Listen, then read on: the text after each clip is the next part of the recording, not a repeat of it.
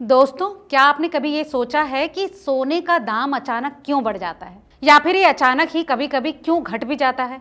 आखिर ऐसे कौन से कारण हैं जिनकी वजह से सोने की कीमतों में उतार चढ़ाव आता है? दोस्तों, दरअसल सोने ने आज से नहीं बल्कि हजारों सालों से इंसानों के बीच अपनी वैल्यू को बरकरार रखा है। इसीलिए सोने को एक प्रेशियस मेटल के तौर पर माना जाता है। लेकिन अब फिर सवाल ये आता है कि आखिर इसका दाम बढ़ता घटता क्यों है? आखिर सोने के दाम बढ़ने के पीछे क्या फैक्टर्स होते हैं? दोस्तों, दरअसल सोने के दाम बढ़ने का एक सबसे बड़ा कारण महंगाई होती है। जब महंगाई बढ़ती है तो पैसे की वैल्यू कम हो जाती है। इसका मतलब ये है कि पहले पैसा जितना प्रभावी था उतना नहीं रहा। ऐसे में लोग अपने पैसे को स्थिर और सुरक्षित संपत्तियों में इन्वेस्ट करने की कोशिश करते हैं, और सबसे सुरक्षित इन्वेस्टमेंट माना जाता है सोना। इसीलिए महंगाई के समय में सोने की मांग बढ़ जाती है और उसकी कीमतों में उछाल आता है। इसका दूसरा सबसे बड़ा फैक्टर होता है अर्थव्यवस्था में अस्थिरता, यानी कि आपकी इकोनॉमी में इम्बैलेंस।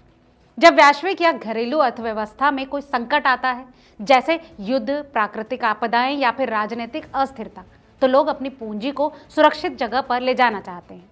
इस समय सोने की मांग बढ़ती है, जिससे इसके दामों में भी तेजी आती है। इसका तीसरा सबसे बड़ा फैक्टर होता है यूएस डॉलर की स्थिति, यानी कि सोने की कीमतें यूएस डॉलर के साथ भी जुड़ी होती हैं। यानी जब डॉलर कमजोर होता है तो सोने की कीमतें बढ़ जाती हैं, क्योंकि दूसरी मुद्राओं में सोना सस्ता रहता है और इसकी ग्लोबल डिमांड बढ़ जाती है। अब इसका चौथा फैक्टर भी जान लीजिए। चौथा फैक्टर होता है ब्याज दरों, यानी कि लोन परसेंटेज का असर।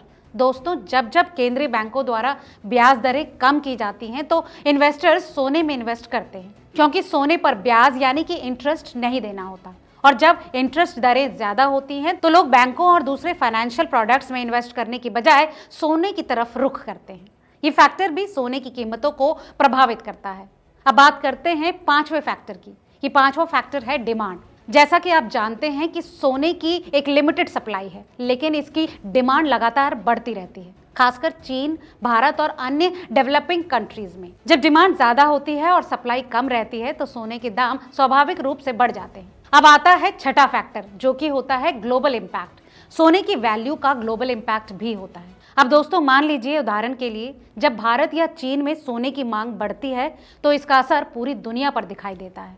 भारत और चीन सोने के सबसे बड़े कंज्यूमर हैं, यानी ग्राहक हैं, और इनके बाजारों की गतिविधियों से सोने की कीमतें सीधा प्रभावित होती हैं। अगर डिमांड बढ़ेगी तो रेट बढ़ेगा, डिमांड घटेगी तो रेट घटेगा। इस बात को अगर उदाहरण से समझें तो अगर हम 2008 के फाइनेंशियल क्राइसिस या फिर कोविड-19 महामारी की बात करें तो इन घटनाओं ने सोने की कीमतों को आसमान छूने पर मजबूर कर दिया। इन संकटों के दौरान इन्वेस्टर्स ने अपने पैसे को सुरक्षित स्थानों पर लगाने के लिए सोने का रुख किया, जिसके चलते सोने की कीमतें रिकॉर्ड उच्चतम स्तर तक जा पहुंची। यानी जैसा पहले बताया, रेट ऑन डिमांड। तो दोस्तों, ये वो फैक्टर थे जिन पर सोने का भाव निर्भर करता है, घटता और बढ़ता है। अगर आप भी सोने में इन्वेस्ट करने का विचार कर रहे हैं तो ध्यान रखें कि सोना एक लॉन्ग टर्म इन्वेस्टमेंट है। इसके दामों में उतार चढ़ाव हो सकता है, लेकिन समय के साथ ये एक सेफ ऑप्शन साबित हो सकता है। उम्मीद करते हैं कि ये जानकारी आपके काम की साबित होगी, और इससे जुड़े अगर आपके कोई सवाल भी हैं तो हमें कमेंट बॉक्स में सवाल पूछना ना भूलें। इस रिपोर्ट में फिलहाल इतना ही। ऐसी तमाम और जानकारियों के लिए जुड़े रहिए रिपोर्टर जी के साथ। बहुत बहुत शुक्रिया।